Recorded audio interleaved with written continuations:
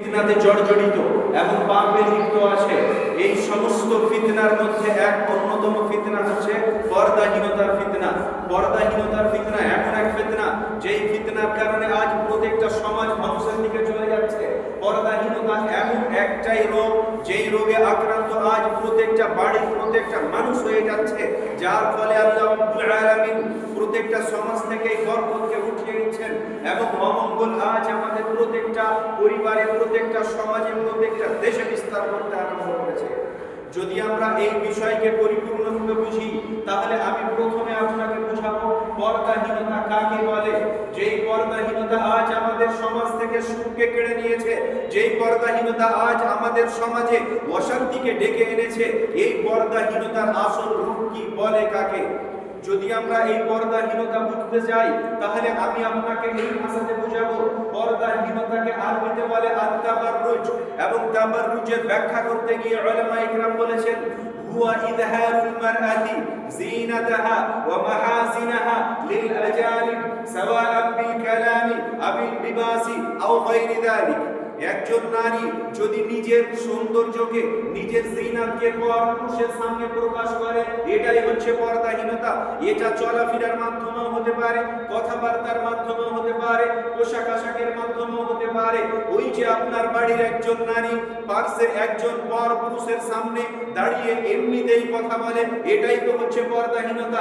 ওই যে আপনার বাড়ির মেয়ে একজন যুবকের সাথে মোবাইলে কথা বলে বিনা প্রয়োজনে, এটাই তো হচ্ছে পর্দাহীনতা। ওই যে সন্ধ্যার সময় আমার বোনেরা বাড়ি থেকে সাজুগাজু হয়ে বের করে এই রাস্তার ধার দিয়ে চলাফেরা করে বিনা প্রয়োজনে, এটাই তো হচ্ছে পর্দাহীনতা। আজ যখন আমার বোন, আপনার 18-20 বছরের মেয়ে বাড়ি থেকে বের হয়, ওর মাথায় না থাকে ওড়না, যার গলা খোলা থাকে, যার হাত কাঁধা পর্যন্ত খোলা থাকে, যার মুখ খোলা থাকে, এবং চায় ও একজন পুরুষ, একজন যুবক আমার প্রতি আকৃষ্ট হোক, এটাই তো হচ্ছে পর্দাহীনতা। এই পর্দাহীনতাকে মহা রব্বুল আলামিন কঠোরভাবে নিষেধ করেছেন। এই জন্যই তো কোরআনে আল্লাহ রব্বুল আলামিন বলছেন ওয়াকারনা ফি বুয়ুতিকুন্না ওয়ালা তাবাররাজনা তাবাররুজাল জাহিলিয়াতিল উলা। হে নারী জাতি, তোমরা নিজ গৃহে অবস্থান করো এবং জাহিলি যুগের নারীদের মতো তোমরা পথ প্রদর্শন করে বেরিও না। মহা রব্বুল আলামিন মূলত নারী জাতির উদ্দেশ্যে বললেন তোমরা নিজ গৃহে অবস্থান করো। কেন? একজন উত্তম নারীর চরিত্র হচ্ছে সে নিজ গৃহে অবস্থান করবে। কিন্তু মনে রাখবেন মহা রব্বুল আলামিন নারী জাতিকে নিজ গৃহে আবদ্ধ হয়ে থাকতে বলেননি, প্রয়োজনে এরা বাড়ির বাইরে যেতে পারে। এই জন্যই তো এই আয়াতের দ্বিতীয় অংশে আল্লাহ রাব্বুল আলামিন বলছেন ওয়ালা তাবাররাজনা তাবাররুজাল জাহিলিয়াতিল উলা। নারী জাতি তোমরা যদি প্রয়োজনে বাড়ির বাইরে বের হও, মনে রাখবে জাহিলি যুগের নারীদের মতো প্রদর্শন করে বেরিয়ে না। যেইভাবে জাহিলি যুগের নারীরা বাড়ি থেকে বের হতো, তোমরা ওইভাবে বাড়ি থেকে বের হবে না। তোমরা ওইভাবে বের হবে যেইভাবে তোমাদের বাড়ি থেকে বের হতে বলেছেন। আপনি ভাবতে পারছেন মহা রব্বুল আলামিনের কত দয়া আমার আপনার নারীর প্রতি, যে একটা ছোট্ট আয়াত কিন্তু এখানে বলছেন দুইটা কথা। এক নাম্বার কথা বুঝিয়ে বলে দিলেন নারী জাতির জন্য উত্তম স্থান হচ্ছে নিজ গৃহ, নিজ বাড়ি। এরা অবস্থান করবে নিজ বাড়িতে। আবার মহা রব্বুল আলামিন ভাবছেন এর আগে তো প্রয়োজনে বাড়ির বাইরেও যেতে হবে, ওই জন্য দ্বিতীয় অংশে বলে দিলেন তোমরা প্রয়োজনে বাড়ির বাইরে যেতে পারো, যেতে যদি প্রয়োজন হয় যাও, কিন্তু জাহিলি যুগের রীতিনীতি অনুযায়ী যেতে হবে না।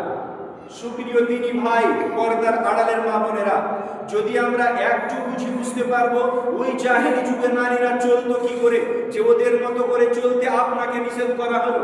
জাহিলি যুগের রীতিনীতি ছিল কি, যে আল্লাহ রাব্বুল আলামিন ওই রীতিনীতিকে নোংরা বলে ওই রীতিনীতি থেকে আমাদেরকে বাঁচতে বললেন। যদি আমরা এই আয়াতের একটু ব্যাখ্যা দেখে বুঝতে পারবো।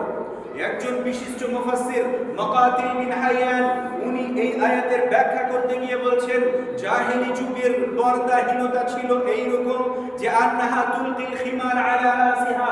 নারী জাতিরা ওড়না ব্যবহার করত, ওড়না মাথায় রাখতো, কিন্তু এমন ভাবে ওড়না ব্যবহার করতো না, এমন ভাবে টাইট করে ওড়না ব্যবহার করতো না, যার ফলে ফাইওয়ারি কালায়েদহা, ওদের গলা খুলে যেত, হাড় দেখতে পাওয়া যেত, ওদের এই কানের দুল দেখতে পাওয়া যেত, ওদের গলা খোলা থাকতো। এটাই ছিল জাহিল যুগের রীতিনীতি। মনে রাখবেন, আজকে যদি আপনার মেয়েরও এরকম হয়, রাস্তাতে চলার সময় ওর গলা দেখতে পাওয়া যাচ্ছে, ওর হার দেখতে পাওয়া যাচ্ছে, ওর কানের দুল দেখতে পাওয়া যাচ্ছে, এটাই হচ্ছে জাহিলি যুগের রীতিনীতি। আজকে কি আপনার বাড়ির একজন মহিলা যখন বাড়ির পাশের একজন পর পুরুষের সাথে কথা বলে, ওর কি গলা দেখতে পাওয়া যায় না? যদি গলা দেখতে পাওয়া যায়, আমার মা বোন কথা মনোযোগ সহকারে শুনবেন, এটাই হচ্ছে জাহিলি যুগের রীতিনীতি। যদি আমরা অন্য একজন মুফাসসিরের ব্যাখ্যা দেখে বুঝতে পারবো, মুফাসসিরে কোরআন মুজাহিদ রাহমাতুল্লাহ আলাইহি বলেছেন, التبرج كانت المرأة تخرج وتمشي أمام الرجال। জাহিলি যুগে নারীরা পর পুরুষের সামনে এমনি এমনি চলাফেরা করত, এটাই ছিল ওদের পর্দাহীনতা। আজকে কি আমার বাড়ির একজন নারী আমার বাড়ির পাশের একজন পুরুষের সাথে বিনা প্রয়োজনে কথা বলে না? আপনার বাড়ির আপনার 18 বছরের যুবতী মেয়ে কি বাড়ির বাইরে এমনি এমনি চলাফেরা করে না? আপনার মেয়ের স্কুলে প্রয়োজন নেই, অথচ সে কি স্কুলে যায় না? যদি যায়, মনে রাখবেন, এটাই হচ্ছে জাহিলি যুগের রীতিনীতি। আজ আমরা জাহিলি যুগের রীতিনীতিকে নিজের ব্যক্তিগত জীবন থেকে নিয়ে পারিবারিক জীবন, সামাজিক জীবনে এমন ভাবে টেনে এনেছি এবং নিয়ে এসেছি যে আল্লাহ রাব্বুল আলামিন আমাদের বরকতকেই কেড়ে নিয়েছেন।